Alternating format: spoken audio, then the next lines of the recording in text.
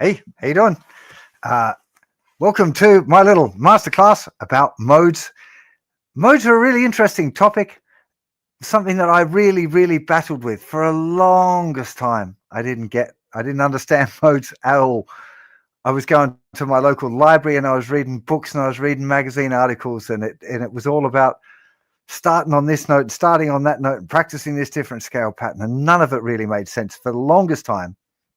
Until I started getting into a bit of jazz guitar, started learning a little bit about jazz and particularly the modal harmony of Miles Davis, and things started to make a little bit more sense. So I'm going to do a little bit of a hello, but I just thought I'd give you a rundown of what we're going to be doing. We're going to be looking at the foundation skills that you should know before you embark on learning or using modes, because I feel like that's the biggest mistake people make. So we're going to go through a little bit of major scale construction, chord construction, diatonic harmony, how that works playing in a key. And then we're going to break that down and start looking at modes and then some practical application of those ideas. So hope you're all having a fantastic day. I've got my little chat up here as well. We've got Levan on moderation duty today. So if you've got a good question, he's going to start it for me, and I'm going to try and stop at regular intervals to answer any questions. Try and keep them roughly on topic if you can, just because it makes the lesson a little bit smoother. So where are we all from today? We've got Connie from New York.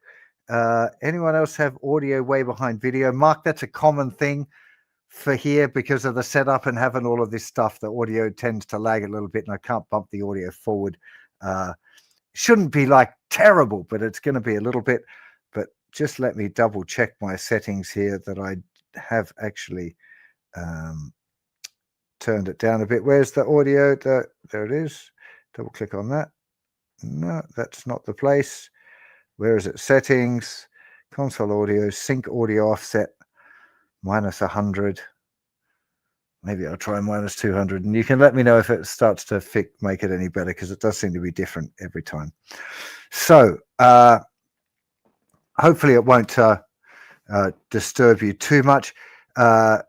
Yeah, I've got to be honest with you. I've been having a hell of a day today with stuff going wrong generally, and my internet connection has been really lousy all week. So I'm really hopeful that the video is going to hold up. But the good news is that I'm also recording the video separately, so that if the video quality is not what we'd like, I'm going to be able to re-upload a better quality video. It'll have a different YouTube URL, but I'm sure you'll figure that out. So yeah, we've got a few people. Oh, I was going to do the check-in from where we're all at: San Francisco and Hartford and Norway, Oregon, Slovenia, all over the place. New Zealand, Gibby gets extra points for getting up real early. Belgium, Isabella from Dubai, MC from Nottingham, Lincolnshire. We've got a few of us from all round the trap. So I'm going to do a bunch of stuff today on piano and, well, synthesizer really, actually, to be honest, because I don't have a piano set up in the studio, just because I feel like it's easier to understand. Coming back to a point I touched on briefly in my little intro spiel, the biggest mistake people make when they're trying to learn modes is learning them too early. You need to know the major scale, You need to understand how chords are constructed. You need to understand diatonic harmony, that is the chords in the key, and preferably be able to play over a diatonic chord progression, that is a progression that uses the chords in the key. You should be able to do all of that confidently before you start embarking on modes, because there's a lot of chitter chatter about modes around on, well, the internet now, and it used to be in books. People talking about scale patterns as being modal scale patterns, particularly in the 3-note string system. Be like, oh, this is the Dorian pattern. Modes got nothing to do with that. Nothing to do with the specific shapes or patterns that you play. It's all just about the notes that feel home when you're playing over them. But to get to understand that better, you need to understand the construction of the major scale, construction of chords, and how they fit together. And that's easier on a piano. Now, obviously, we're guitar players, so when we're talking about the major scale, I would expect you to at least know one pattern of the major scale. Probably be this like box one. You absolutely bare minimum, you need to know that. Probably it would be better if you've been through and you've learned all 5 and you can connect them together. That would be the ideal, but you might be able to get away with starting if you just know one pattern. Is it a good idea? I'm not so sure. I think that modes are something that should be approached when you're already confident at playing over the major scale, you're confident playing over a blues with the minor pentatonic, you got some licks, you got some experience improvising, you're used to somehow attaching your musical imagination to your fingers, at least a little bit. I think that I probably made the mistake of trying to learn modes too soon. And that's why I'm suggesting most of the things I'm going to teach you are things that I wish I'd known when I was learning or starting my journey into trying to understand what modes were about. So you need the major scale on the guitar, but I'm going to show it to you now on piano as well, just so that you're very clear. And check out my funky synthesizer. So this is the major scale. If we only stay on the white notes, this is the note C here. C, D, E, F, G, A, B, C. If you're learning the major scale and it doesn't sound like do, re, mi, fa, sol, la, ti, do, you've made a mistake. So make sure when you're practicing your scales, do, re, mi, fa, sol, la, ti, do, must sound like that. Otherwise, something's gone wrong. Obviously, it's going to sound different when we start doing modes in a little bit. But the understanding the basics of the major scale, how to play it, preferably a little bit about how it's constructed as well. That can be helpful. Understanding your tone, tone, semitone, tone, tone, tone, semitone thing. If you want more advice on that, do head on over and check out the Practical Music Theory course over on the website. I'm sure you'll find that helpful because that gives you an even more solid grounding and goes into lots of little foundational details that will help. But now, back to the piano. Let's talk about chords and chord construction. So, we don't want the guitar on. This is the note C. If we're constructing a regular triad, a regular chord, we have a note, we miss a note, we play another note, we miss a note, we play another note. So this is a C major chord. Okay, 1, 2, 3, 4, 5. Okay, you'll often hear of this called like the root, third, and the fifth. It's a triad. First note, third note, and fifth note of a major scale gives us that major triad. So that works in any key. But what's really interesting is we can move that pattern around while staying within our scale. So let's go back now. There's C, E, and G. That was our C major chord. Okay, I'm trying to find the best way to make it super clear what I'm playing because it's somewhat hard to tell which notes I'm playing and which I'm not. I need one of those keyboards where they all light up. So the C major scale is just the white notes. So if we've got our C chord here and we move that whole shape up one note, so each one has stepped up, that to there, that to there, that to there, we've got another chord. Now, if you've done a little bit of ear training before, maybe you can tell that that's a major sound, all happy, la la la. The second chord is a minor sound. This is a D minor chord. So we've got the pattern of chords would be C major, D minor, this is an E minor, F major, G major, A minor, B diminished, which is the ugly member of the family we never talk about, and then we're back to C. Okay, so there's 3 major chords, the C, the F, and the G, and there's 3 minor chords, the D minor, the E minor, and the A minor. But important to remember is the pattern. Major, minor, minor, major, major, minor, diminished, and then back to the 1 chord, the major. So the idea of playing in a key means that you use all of the chords that are born of the same scale. So in this case, we're in the key of C major. We're using the C major scale. We've constructed our chord, the C major chord, and then we've just moved it up the scale, stepping each note of the chord up 1 each time. And we end up with a sequence of chords, which would be C major, D minor, E minor, F major, G major, A minor, B diminished, and C. Let's forget about the diminished chord because no one ever uses it anyway. So we've got 3 major chords and 3 minor chords, and they are the chords in the key of C. And you could play the C major scale over any of those chords in any order, and it's going to work. Now, it's something that I quite often do on workshops. If I'm ever running an in-person workshop and there's a piano there, I deliberately ask, is there anyone in the group who's never ever touched a piano before? And then I get them up, and they can, if they only stay on the white notes and I play chords from the key of C, they can improvise. They can make up a solo. And this is often people who have never played a solo on guitar before. They've only just played chords and stuff. And then suddenly they're able to improvise a lead solo over a bunch of chords without even knowing what the chords are on an instrument they've never touched before.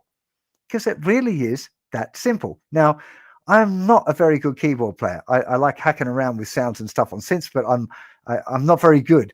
So you're going to get a good example of somebody not very good at keyboards, just kind of being able to play the chords and then just noodling about a little bit on the scale, just so you can get the idea that all of those notes fit over all of those chords. Okay, that's the bit that I'm trying to get you to comprehend. Make sure that you're really solid with this, the concept of this, that there's chords in the key. The chords all use notes from the 1 scale, and they all go together really nicely. They play together well. So I'm just going to muck around a little bit with some of these chords and improvise a not very good lead line over the top, but just so you can see the relationship between the chords and the scales. So let me jump back over to the keyboard.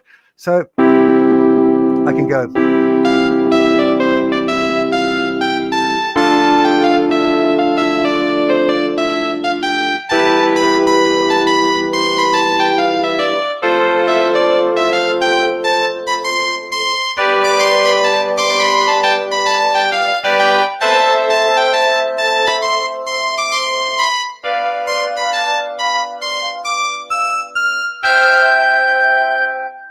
Or again, that was doing the chords in order, but less likely that would happen in the real world.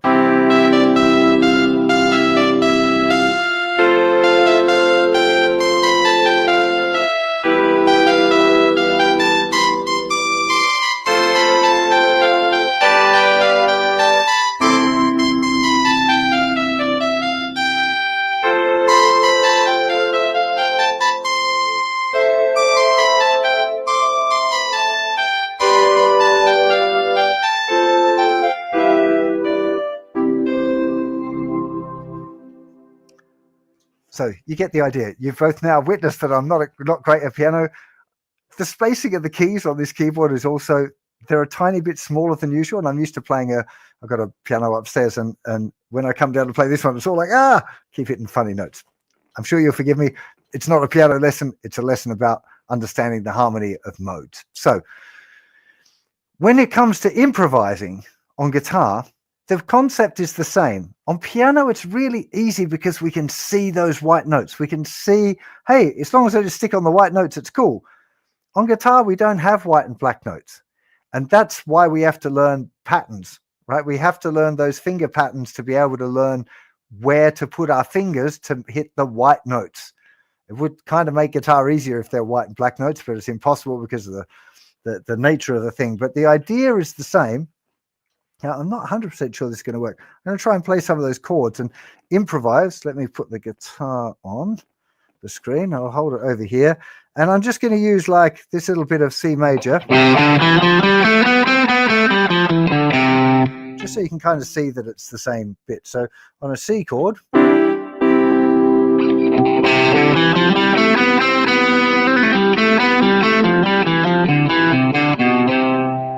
Say a G.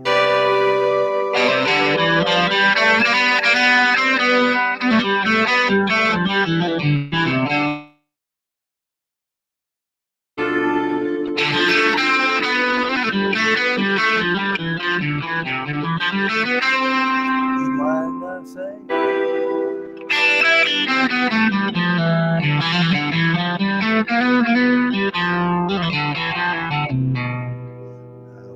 F.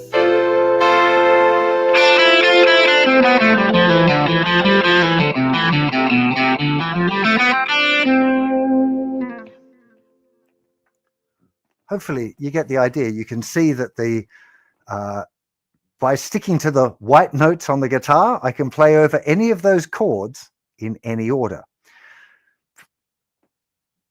I'm going to take some questions because the next bit is, it gets a little bit funky. And if there's any people that are like, oh, I don't really get this yet, then you might find the next step a little bit of a jump. So there's some starred questions already. Let me jump on them and then I'll go back to the chat. Big thank you, Sylvia, for a donation there. Amazing. Lewis says, what synth is that? It's called a Poly Brute, made by fiddling with the knobs and making cool sounds and stuff. So yeah, it's really good fun. And the other one's an offer about lifetime to practical music theory for just $99. Wow, I didn't even know we were doing that. Normally $299. That's and there's a whole module on mode. So there's a link down below for that if you want to go there. Sorry for doing the salesy thing in there. Hello, Jedi. Good to see you here, buddy. So how can we remove the text at the bottom of the screen? Oh, we have to. Did I click on it? Hide. There we go. Sorry. If I click on the comment, it sticks it on the screen. It just leaves it there. So I have taken that off. The screen is freezing once in a while. Sorry for that. Can you still see it? Can you see it okay if there's questions on the screen, the piano? Yeah, you should be able to see that. Okay. But no questions about mode so far. It looks like everyone is okay. Let me do a little Thank you, David, for the good vibes there. There's no questions on the modes yet. Okay. Lots of love for the music theory course. I really appreciate it. Thank you very much. They are not paid actors. So video is frozen, or no, I was just being really still. I was sitting awkwardly. I suspect that it's actually going all right. Visual's gone sideways. So Andrew asked, what mode is the C scale? Let's not worry about what mode the C scale is just yet. Let's do some foundation stuff getting up to that point. So when you improvise over a key, when there's the chords are changing around, we're in the key of C and you're playing over this chord progression, it goes like C, let's say the all-time classic pop sequence that goes C, G, A minor, F, right? That's like the most common chord sequence in popular music. So when you improvise over that, as long as you've got your ears turned on and you're listening to what you're doing and over the other instruments, you will be making choices about the notes that you play relative to the notes that you hear that you're playing over. And within the major scale, I like this my little joke of the major scale is very Orwellian, which is that all notes are equal, but some are more equal than others. If you haven't read Animal Farm, you should definitely go and get yourself a copy of Animal Farm and read it. Go and get a paper one. It's much cooler to read than any sort of digital versions. In that story, it's the joke about everyone being equal, like in communism, but then some of the people are more powerful than other people. And it's the same with the major scale, because when I'm playing C major scale over the C major chord, you can use all the notes in C major. It's cool. But some of the notes are more powerful and stronger than the other notes. And if you stop on one of the weak ones, it tends to sound a little bit rubbish. So what I'm going to show you now on the piano, just because it becomes, again, visually really simple, easier to see on piano than it is on guitar, I'm going to show you how you can see where the good notes are and which the bad notes are. Now, I don't think you should look for it, especially not on the guitar. You should listen for it. So your ears will tell you where the good notes are, but it can be helpful to see why they work, because it's so obvious on piano. You'll see it very clearly, like, oh, that's why that one works great and that one doesn't work. Okay, so let's go to another piano thing. Can somebody write down the synthesizer name? It's a Polybrute. Can you not see it on the screen? I can't see my own screen.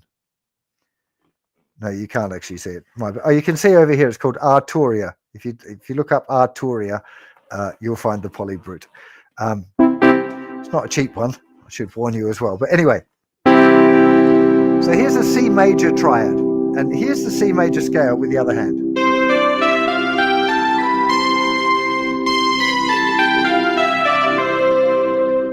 You can hear if I had that as a little groove. I'm not going to be able to hold a groove.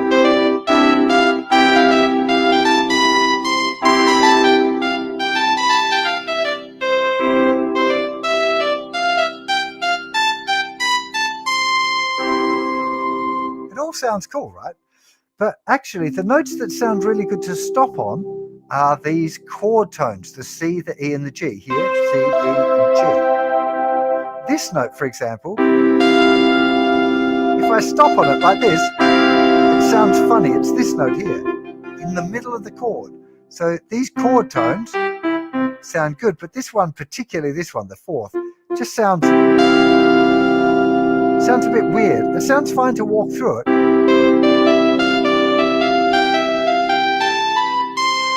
No problem with that.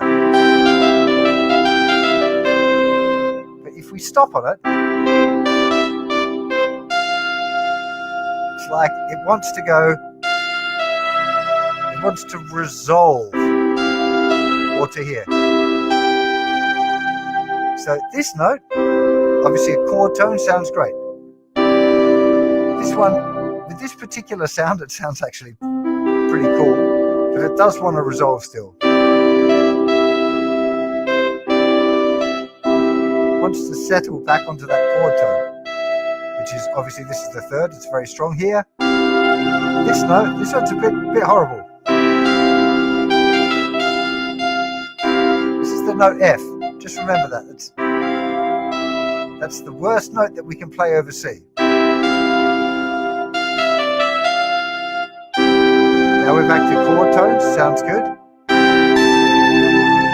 6 is a funny one that's kind of stable, because we're used to hearing like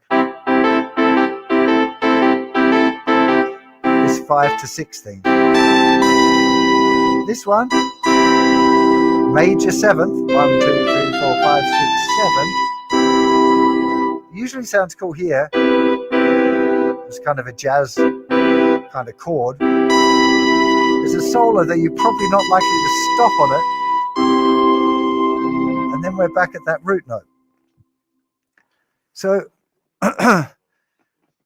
the important thing to get at this moment is that the major scale has 7 notes. A chord, our basic triad, has 3 notes. The 3 notes that are of the chord are going to sound very strong, and usually, not all the time, usually when you're improvising, you're likely to stop a phrase on one of those chord tones, because it really sounds settled. It's like you can go other places and create dissonance, but it needs to come back home to a kind of a resolved place, because that's what we like the sound of. And again, there's loads of exceptions. If you get onto like avant-garde music or whatever, then things get a little bit crazy and these same rules don't apply. Most of the people that play that sort of music have been through this and got bored of it and taken it somewhere else. But you need to have a good understanding of this foundational stuff before you go too crazy. So the chord tones, the root, third, and the fifth, they're going to sound great. The second sounds okay, sometimes doesn't. The fourth very rarely sounds good. It always pulls down to the third or up to the fifth. The sixth can sound cool as a kind of a, depends on the style. It wouldn't really sound so cool in a rock thing, but in a blues thing it might, and in a jazz thing it would. The seventh, again, as a chord tone kind of works, but as a solo, you wouldn't generally stop on it. You could to deliberately create a bit of tension, but you wouldn't generally.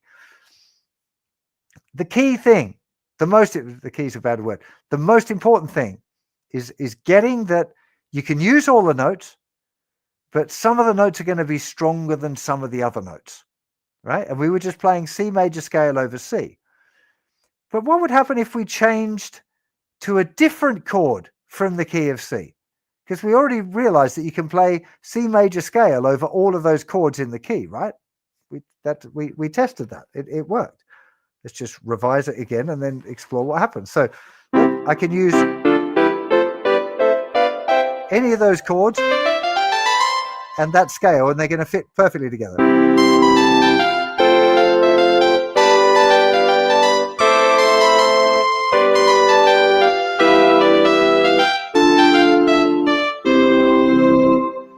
So when we're on the C, obviously, those three notes are the strong ones. We can use those other ones.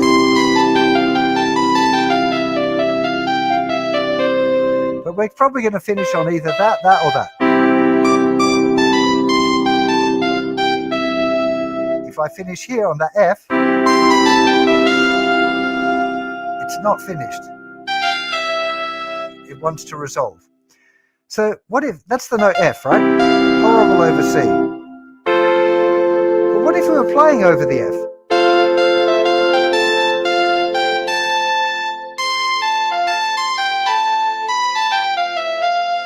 Now, our C note, the F note, sounds great. Over the C, it was pretty horrible. Off the F, it's beautiful.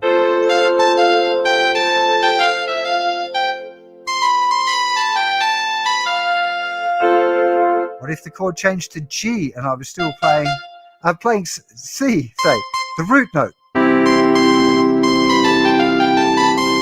If the chord changes to G,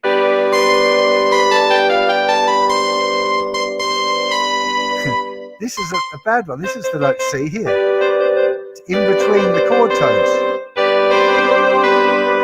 It wants to here. It's trying to resolve. That's called a sus4. It always wants to resolve. So on the G,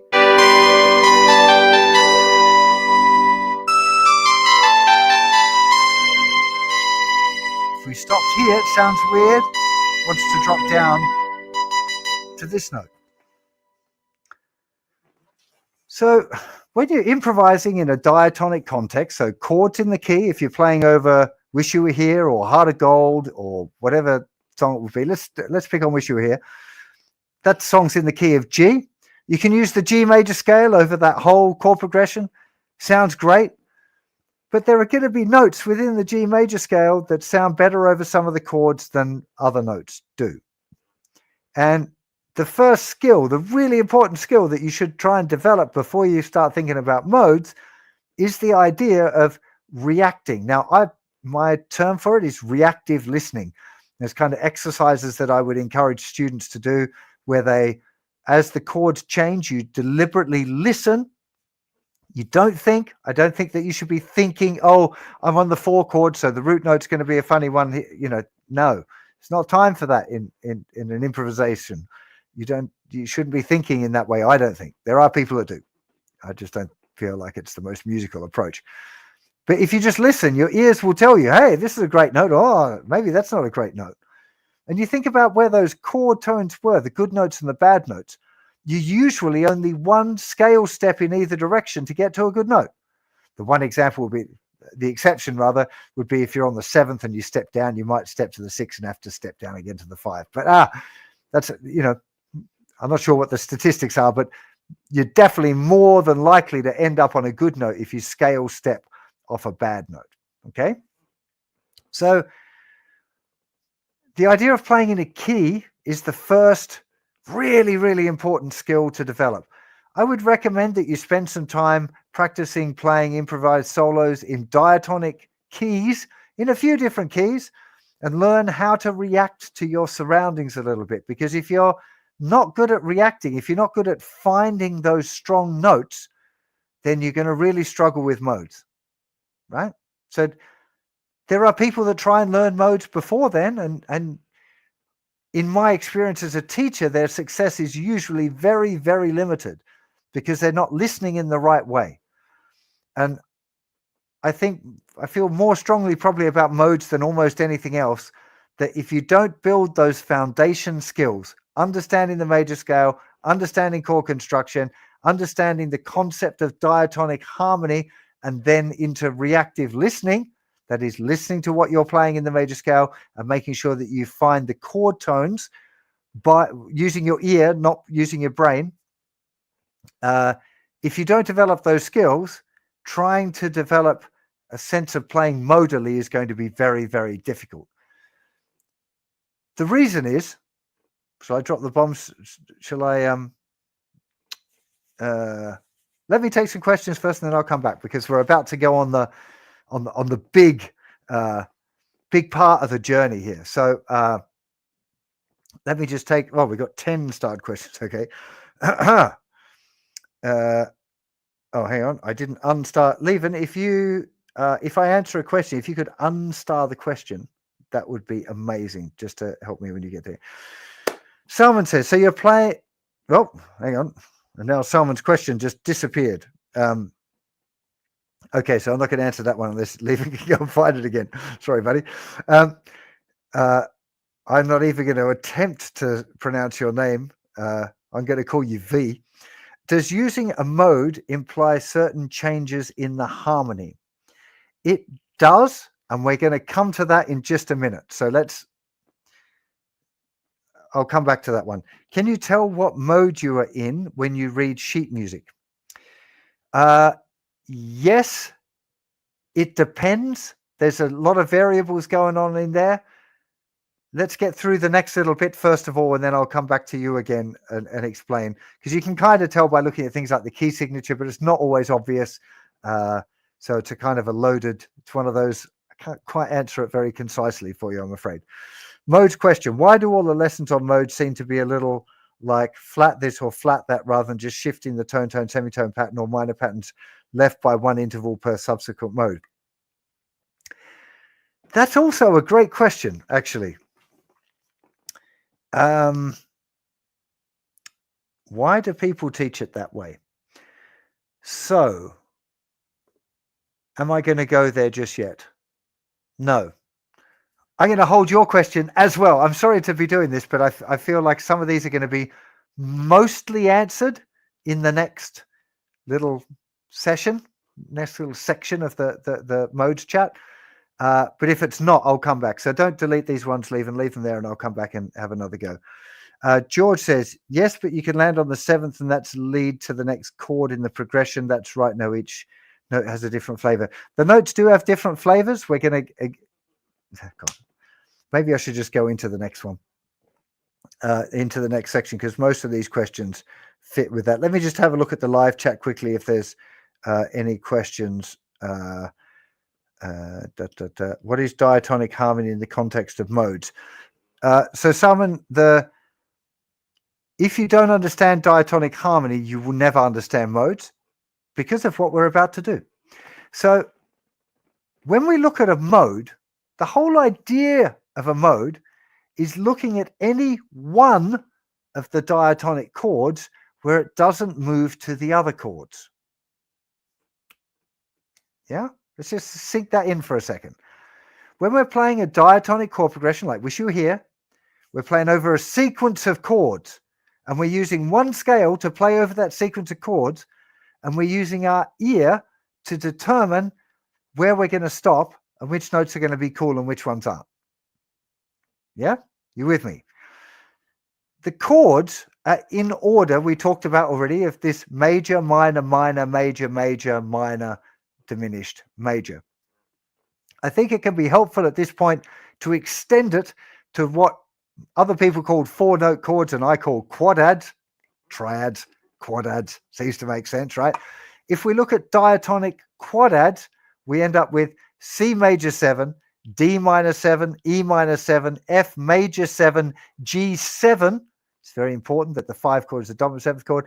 A minor 7, B minor 7 flat 5, which is our ugly sister that no one ever looks at, and back to the major scale, the 1 chord, the C major 7. Now, there are many types of music where you don't have all of these chords moving nicely from one to the other. Particularly good examples will be modal jazz. If you're not familiar with the album Kind of Blue by Miles Davis, you should definitely give it a listen and let that music soak into your musical imagination. It's an absolutely amazing record generally. And it was kind of the turning point in jazz music where jazz musicians went from playing loads of complicated chords one after the other and having to change scales and chords really quickly to suddenly he's just like, no, we're just going to hang around on this one chord for ages. So what? The song by Miles Davis off the Kind of Blue record is D minor for 8 bars, E flat minor, so a semitone up for 8 bars, and then back, D minor for 16 bars, E flat minor for 8 bars, and then back again to D minor. So you have a really long stretch on the D minor chord. It's definitely, again, that's a really good example of understanding modal music and being able to hear, hey, really over the D minor, he's just playing C major scale, but he uses it so beautifully. And when we improvise over chord progressions, part of the way we add interest is the way we navigate between the different chords. And when you're just stuck on one chord for ages, it changes things. Things are different. So let's have a look at that on the keyboard first of all, and let's see if we can't make more sense of it over there. So if we're in C and we're doing this chord progression thing,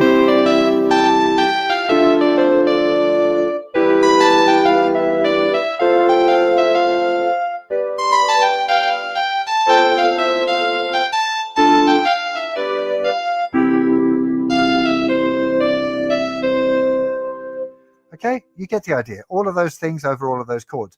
But what if we were playing like a bluesy thing, and we've just got this as a G7 chord, or if I play it down here, is that still on screen? Okay, so if we've got this G7, this is still just 1, 2, 3, 4, 5. We've added this.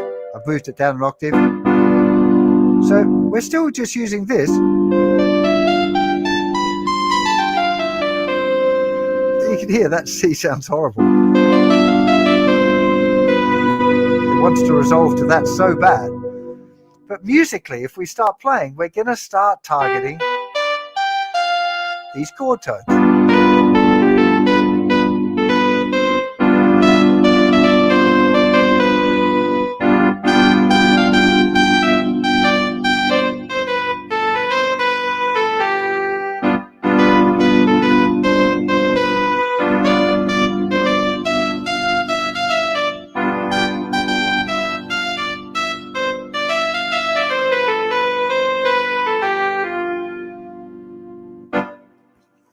So what we were just doing there on the G is we were playing in G Mixolydian mode. That's it. That's what we did. We were in the key of C and we took one of those chords, the 5th chord of the key, which was G7. Remember, C major, D minor, E minor, F major, G, or G7 if we had the quadrat. And we extracted it and just played it on its own. And we were still using the C major scale, but we were thinking in G. And the reason it's so important that you think in G is because if you think C, you're going to play a C note. And what was the crappy note to play over a G chord? If we go back, let's have a look here. Here's our G7. That's like the worst note. It wants to resolve a semitone lower or a semitone higher. If you were improvising a blues in the key of G, you might use the G Mixolydian mode over the G chord, over the 1 chord. If you were thinking oh, I'm going to play I'm going to play over the G7 chord, and that's the 5 chord in the key of C. So I'm going to think of C major, which is what a massive mistake that lots of people make. If you think of C major, you're going to play the note C because you're thinking C major. It's all in your musical imagination. The thinky part of your brain is gonna be very difficult anyway to not hit that C, and the C is the duff note that we don't want to hit. So that is, in essence, the whole point of modes, because it's very common. It's very easy. One of my big questions was like, well, if it's just a major scale, why do you bother with all of this silly Greek stuff? Like, just call it C major. And the problem is if you think of the C like C major scale, you're gonna think of C, which is not the context. You're thinking in G.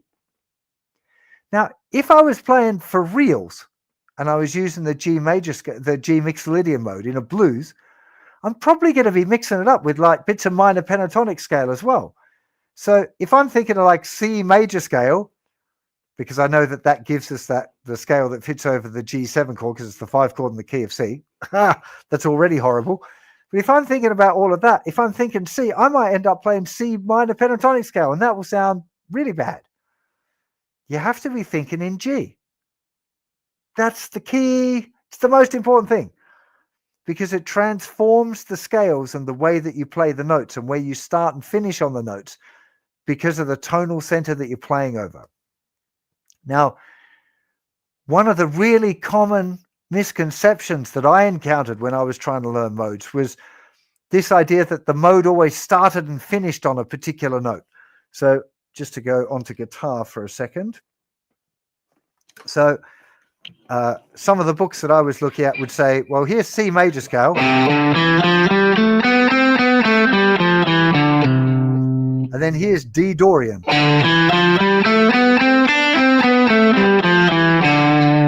Then here's E Phrygian.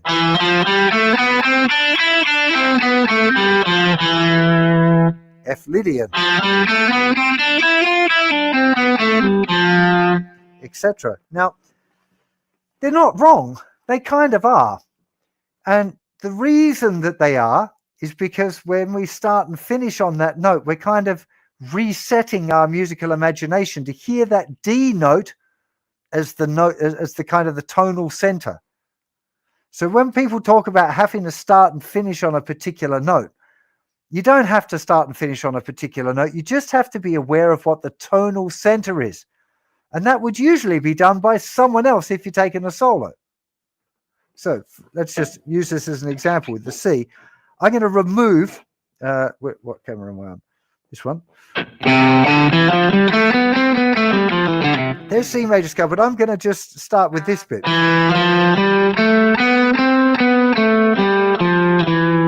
So I'm not playing the C and I'm not playing the D.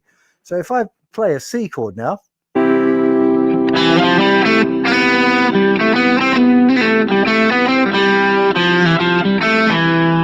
a D minor,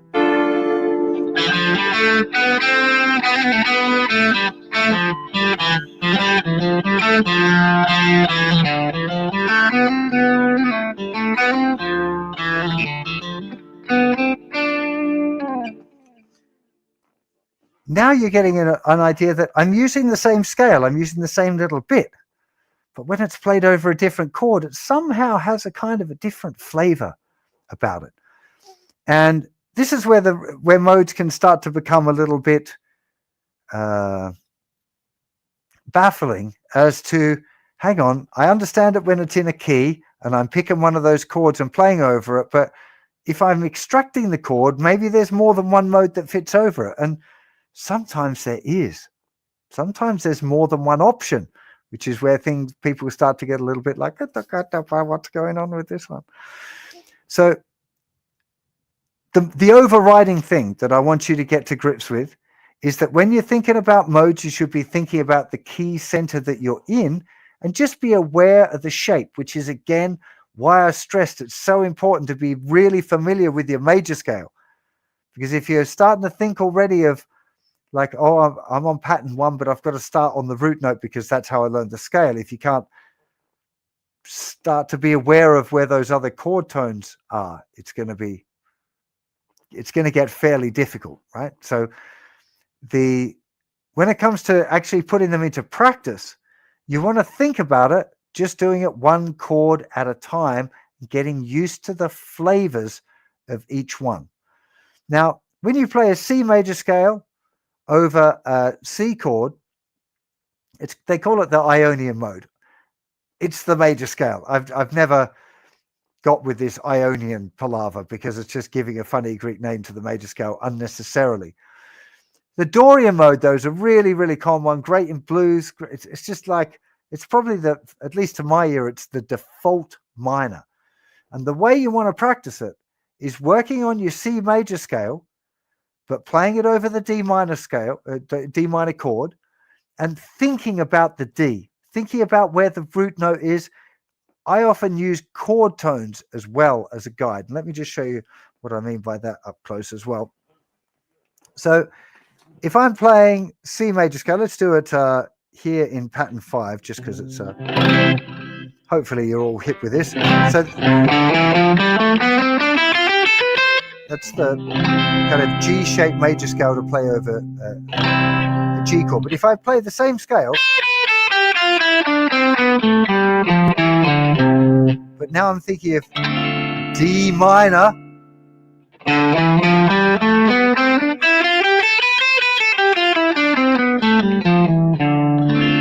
I'm starting and finishing on the D just to make sure you're really clear of the sound. But the idea here, it's still the same notes, but I'm going to be aware of the shape of this because that's my clue. It's almost like that's how I know where my white notes are, right? That's how I know where those notes of that scale are going to sit nicely over that chord. We're going to see how it changes in just a sec when we play it over a different chord. Let me get that guitar thing, and I'm just going to put a D chord on my synth here, a D minor chord.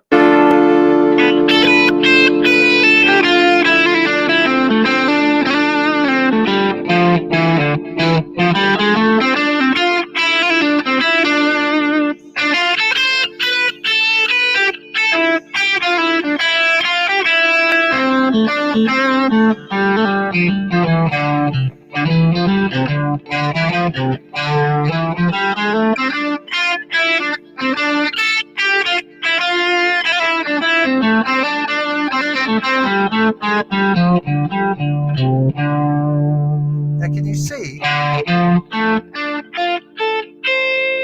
these D minor notes are the home notes? I can sit on this one, but it's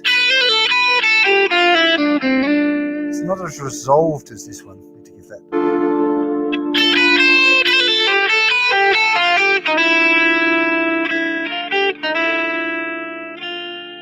You can hear this one. It's kind of crunchy. Now it's resolved.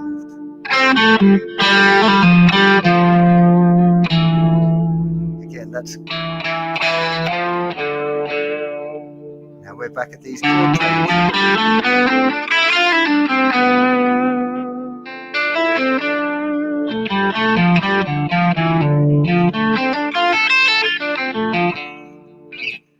Now, starting to see, excuse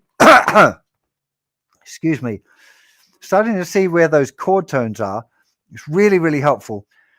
I think probably the best approach to learning where the chord tones are in all 5 patterns would be learning the arpeggios in all 5 patterns. But now we're getting into that realm of where do you want to take this? How good do you want to be at it? How important is it to be able to play in lots of different keys and access your modes really quickly?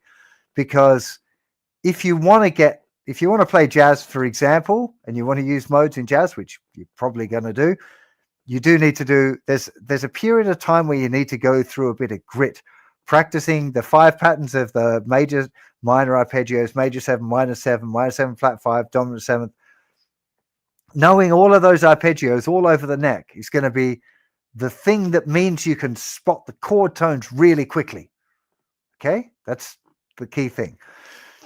But what I want to show you as well now, just using that same shape so that hopefully it'll start to make sense, I'm going to play it over an E minor.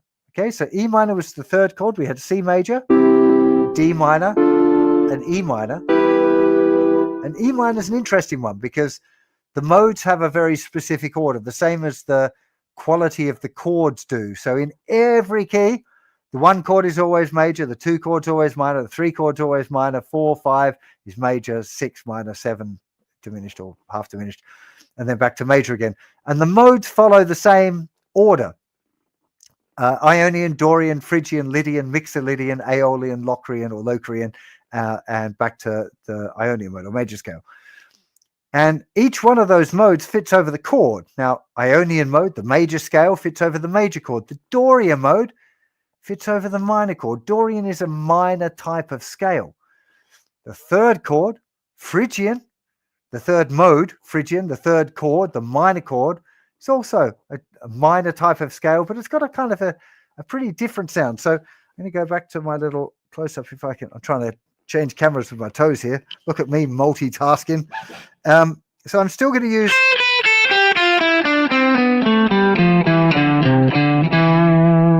But I'm going to be thinking this E minor. Now, the arpeggio that I'll be thinking, I probably... That would be easier, but instead I'm going to use this. Just because those notes fit in that major scale. Okay, so that's what's going on. I'm going to stretch my foot over to the sustain pedal. I'm going to play an E minor chord.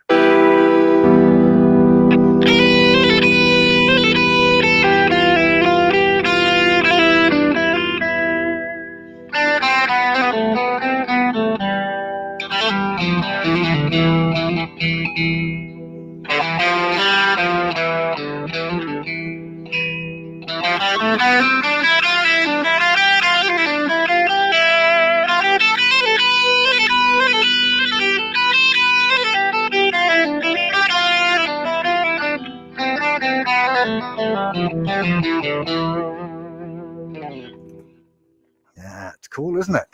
Everyone will be going like, oh, it sounds all Eastern or Arabic or something. You know, it's got this other flavor to it. And the reason is because of where the notes fit around those chord tones. Let me just go to a close-up again and explain. So here's our E minor arpeggio. Now, here's a chord tone. There's C, our root note. Straight away, we've got this semitone above here.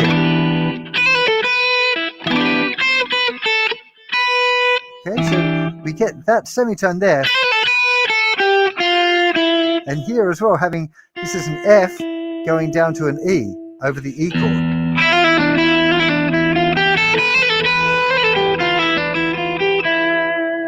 Obviously, stopping on that F would sound really weird.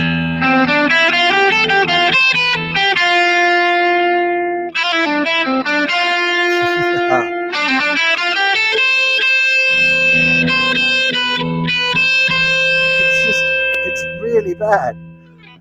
And again, that's a great example of kind of getting to grips with modes, because if that E minor chord was just part of a chord progression, you'd be able to get away with some of that tension of playing the wrong note, those notes that created the tension, like the note C over the E minor chord.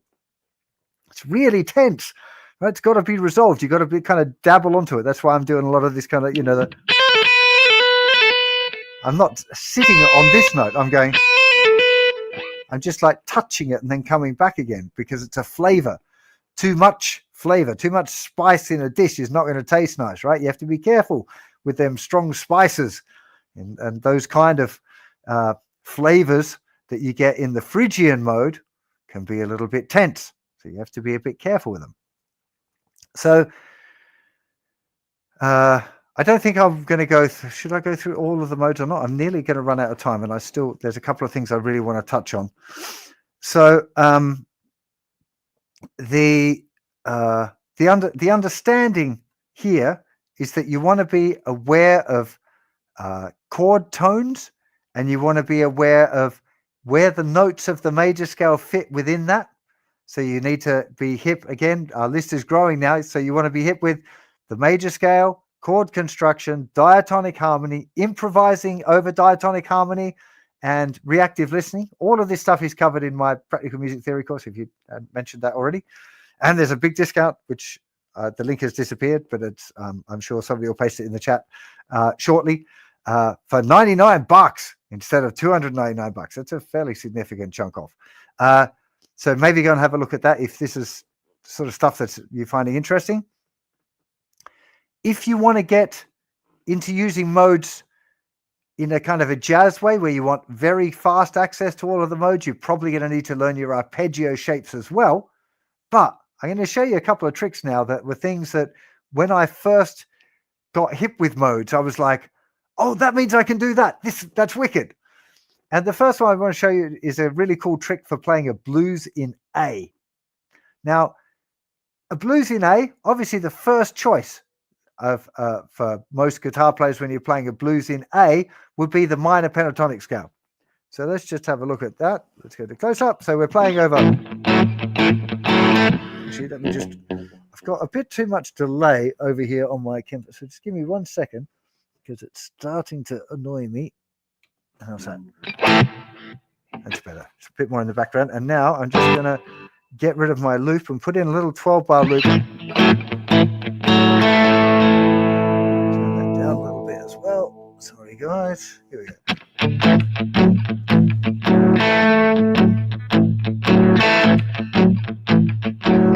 Second loop, all right. Felt a bit weird. No, that's fine. Close enough for jazz. So most people will play the minor pentatonic.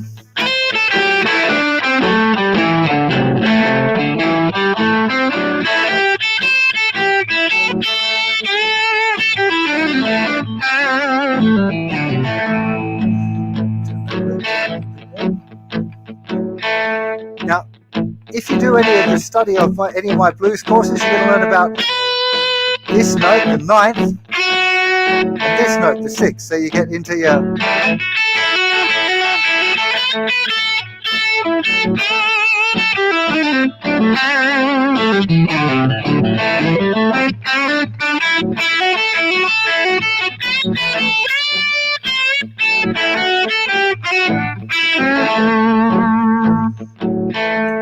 I didn't think about my positioning of all my things. I've got like my little camera switcher here and a sustain pedal next to it, and then a looper pedal all the way over there.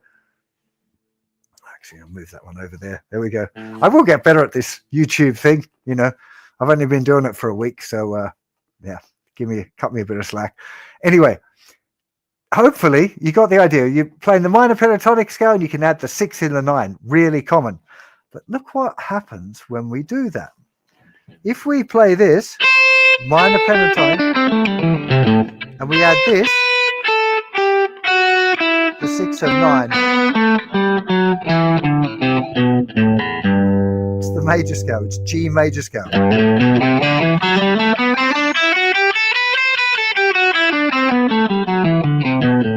Let's play it over that thing.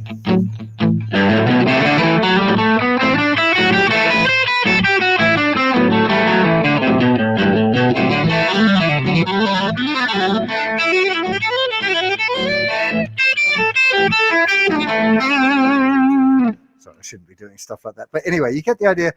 It's what we're actually playing there is we're playing a G major scale over an A bass note, which actually is called the A Dorian mode.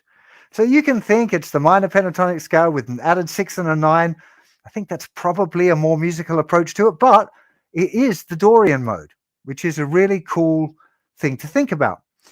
Now, it actually gets a little bit cooler still, because when you're playing a blues in A, you often go to the D chord. Now, if you are playing over, and it's a D7 chord, usually, they're usually dominant chords, which does mean that the Dorian mode is being played over completely the wrong chord, because you'll be playing a Dorian, a minor mode, over a dominant, an A7 chord, which is the wrong one, but it's blues, and that's okay, because blues breaks the rules often. The 4 chord in a blues in the key of A is a D7 chord. Extra bonus points if you can tell me D7 is the 5 chord of what key? D7 goes to G major scale. So if we play now the G major scale over a D chord, we're playing the D mixolydian mode. Let's just get our loop up on a D7 now.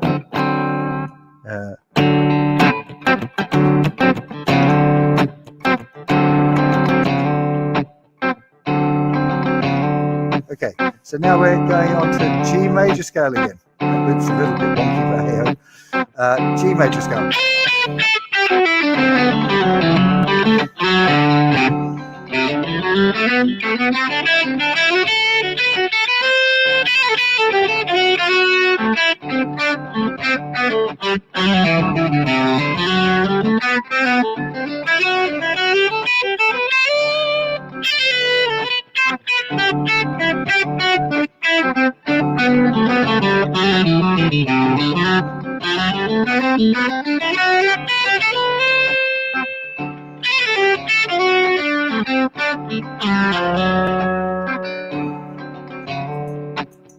Stop it, you bad loop. That wasn't even a great loop. Sorry about that. But anyway, now we're using the G major scale, but it sounds cool, doesn't it? It's got like a different funky flavor because that mixolydian mode has a kind of a different vibe about it. It's kind of slightly jazzy, hip, soul-y. Yeah, it's just a funky, different flavor that appears when you're using that G major scale over the D7 chord rather than just playing it over the A7. Now, there's obviously a lot to learn here. This is not something where I was, I'm hoping none of you came with the idea that you were going to watch this 1 hour thing and suddenly be a master of modes. You got preparation to do, but then you got a lot of practice as well to learn to recognize and be able to get to the correct note to play over each chord. Again, I'd really recommend that you do that with your ears rather than your brain. Learning and understanding how modes work is really good, but it's the musicality of it, the learning to listen to what you're playing and what you're playing over that will make things really work. So just staying with blues for a second, where you wouldn't usually get to if you go through blues and you practice the minor pentatonic and you learn all your licks and you learn your 5 patterns and all of that sort of stuff, eventually you're likely to want to play over different chords. Sometimes even the chords might not fit exactly with the diatonic sequences, like in a blues where you might have A7 going to D7 going to E7. So in that instance, you might play A mixolydian mode over the A, D mixolydian mode over the D, and E mixolydian mode over the E, right? So that's where it goes to, is the idea of using these different modes over different chord sequences, particularly useful where the chords aren't in the same key, right? So like that Miles Davis So What one, which was D minor for ages, and it goes up a semitone. You've just got to move from C major scale up to D flat or C sharp major scale and then back down again. So you've got to shift everything, but you're thinking in terms of course, of the root of the chord, not the parent. I call it parent major scale, PMT, parent major scale. Now, I'm going to show you one more thing. We're out of time and it's very late and I am very tired and there's a load of questions. I'm going to try and answer a couple of those early questions. Hang on, and let's see if I can, if some of these won't be questions. So MCRVA7. Let me just show you, because if I play the modes in different keys, in the same key, it'll make sense why we name them differently. So let me just go to my keyboard mode. So if I'm in C and I'm playing C major scale, that would be obviously played over C. If I go to play over C minor, let's move up an octave.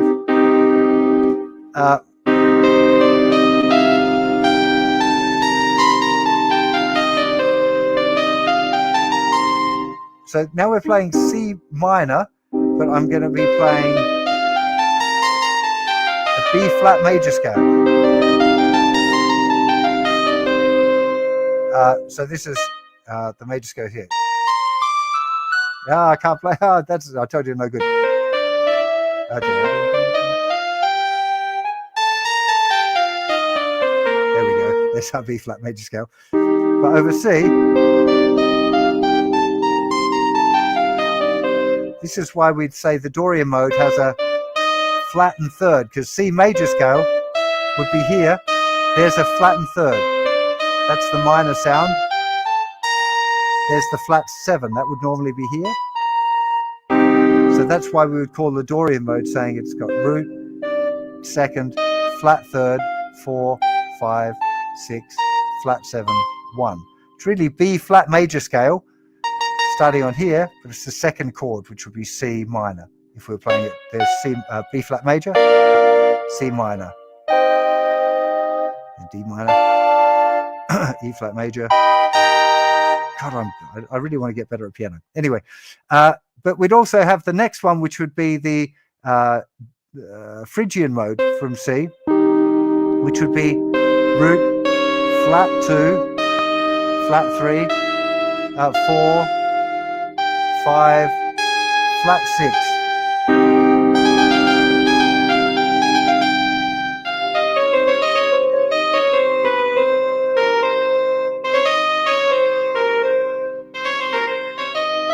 Ah,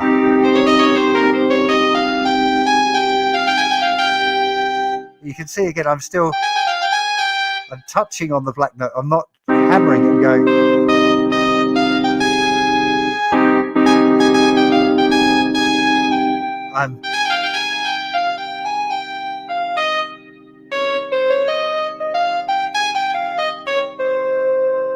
The next mode would be the Lydian mode, just to finish them.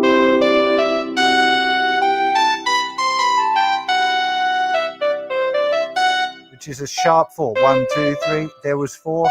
Raised 4.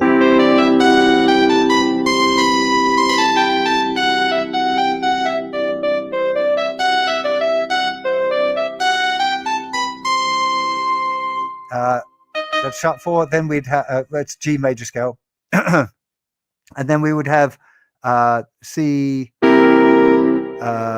C7, C mixed Lydian.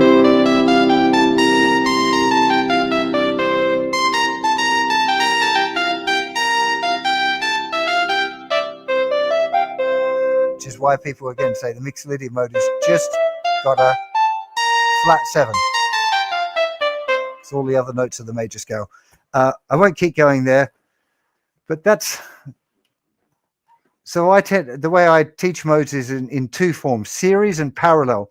When we look at modes in a series is when we look at them the way we started, where we're looking at a bunch of chords that go one after the other, and we look at the mode from each one. When we look in modes in parallel, we look at all of the modes with the one tonal center, so basing it around C.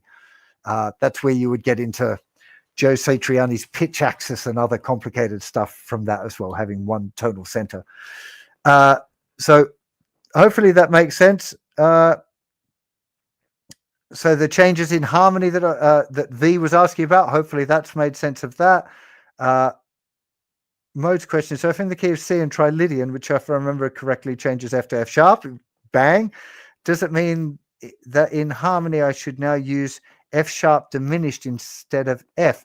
No, because when you're in C and you're playing, you add that one sharp, changing F to F sharp, you would be using all of the harmony of the G major scale, which does include an F sharp minor 7 flat 5 rather than diminished. It's a diminished triad. So yes, you're correct. I'm just not used to seeing it as a diminished chord. But yes, it sounds like that you've got the right idea there. That's great. What is diatonic harmony in the context of modes? I'm hoping that's been done. Ordinarily, you would play the changes. Why would you not do that with modes? Ordinarily, you would play the changes. Using the modes is the way that you would play the changes when music gets more complicated than a blues. That is why we learn to spell the individual modes by flattening intervals. G mixed Lydian is the G major scale with a flat 7. It's easy to remember like that. Absolutely, what we just talked about at the end. Looking at modes in parallel. Is there only one G mixed Lydian, or is there one in each key? No, there's a mixed Lydian in every key. There's all 12 of every mode. So there's a C Ionian, C sharp Ionian, D Ionian, D sharp, etc. But there's only G Mixolydian mode is the fifth mode of the key of C, and that would be the only place, and it would work over a G7 chord and only a G7 chord. Would the strong notes of a G Mixolydian in the key of C be the same notes as a G major triad root third fifth? Yes. Potentially adding the seventh in there when you get into quartal harmony or the quadrads, you could be thinking of adding the flat seven to that. But yes, you've got it. You're also thinking about octaves instead of just the starting and ending note of a mode. Yes, octaves, all of the notes in all the octaves. The octave doesn't make any difference. Can you land on the seventh that's lead into the next chord progression? That's right. No, each note has a different flavor. I just started to go through the flavors. I think maybe a separate session like this on modes in parallel might be useful for those of you that have digested this and feeling confident. But yes, each mode has a slightly different kind of character. How many notes of a scale actually sound well with a particular chord? Is there any way to count these notes out in the scale, starting maybe with the chord note names of the scale? There's 3 or 4 out of 7. So 3 if you're talking triads, 4 if you're talking quadrads. So if you're thinking quadrads, you've got 4 good notes and 3 bad notes in each mode over each chord, which is pretty reasonable odds, really. Does that sound good have anything to do with the pentatonic scale? I'm not sure of the context, I'm afraid there, Jim. I'm going to have to pass on that one. I don't understand. So another way of thinking of modes is deciding where you put your 2 half steps. Yes. It's not how I think of it, but you could think of it that way. That would make sense. Definitely. Did the band Big Country use modes to get their Celtic sound, or is that something else? I'm not familiar enough with Big Country, but so I can't answer that question, but people do use modes to create a certain atmosphere. The flamenco thing is very much a Phrygian mode. They have other scales as well, but it's kind of the Phrygian mode has that sound. What does Lydian on C or Lydian of G mean? Mixolydian. Lydian is always the 4th mode of the key and would be played over a major 7th chord with a sharpened 4. We haven't got into the sharp E4 thing much. That would be another time for a chat on parallel. I'm going to have to finish. It's nearly 1:15. I've got 3 more questions. So if I play over a D minor, I'd play an F note as a landing note, even if it's the 4 chord of the C major scale. Yes. What makes you say we're in D Dorian and not simply playing a note from the C major scale chord in the key of C? You only have to think of modes when you're thinking of one chord as a block. If you're thinking of a chord progression, you don't need to think of modes. Just think of the key. That would be my suggestion. I thought minor pentatonic was more in line with the Aeolian mode. No, minor pentatonic is equally in line with the Aeolian mode, the Dorian mode, and the Phrygian mode, because all 3 of those modes contain the minor pentatonic scale in its pure form, and they just add 2 notes, and it's the 2 notes that they add that change. Good question. That one I could go on a whole hour just on that question. Would you ever call a song in the key of D Mixolydian instead of G major? That is a great question, and the answer is yes, sometimes, but to try and describe when you would do that would be beyond the remit of now, because I'm already way over time and really, really tired, and I really, really want to go to bed because I've got another full-on day tomorrow of filming and doing private lessons. So thank you very much for joining me. I hope you found this interesting and it started to get rid of some of that confusion around modes. I've got a feeling that some of you are probably scratching your heads because you're not confident enough with those early stages yet. If you're not familiar with the major scale and the diatonic chords and using the improvising over a diatonic chord sequence confidently, my advice would be don't get involved with modes. They're not difficult, but if you haven't done that preparation in your ear, you'll find it difficult to put them into a kind of a musical context. Big thank you to everyone for joining on YouTube and Facebook and any other places we're streaming to. I really appreciate your support. Do go check out my music theory course. Obviously I'm going to be a bit biased, but I'm really passionate about music theory and understanding music, and the practical music theory course, something I've been working on kind of my whole life. And I think it's pretty good. Well, I hope it's better than pretty good, but don't want to be too boastful. It'll help you understand music if that's something that you need to do. And I think that we should all be learning how music works. With that, I'm going to say good night. Have yourself a fantastic day. Thanks again for joining me. Big thank you, Leven, for your help with the commenting, and Lorene and Fanny for all of the behind the scenes stuff. Really appreciate you guys too. Have a great rest of your evening, and I'll see you again very soon. Take care. Bye-bye.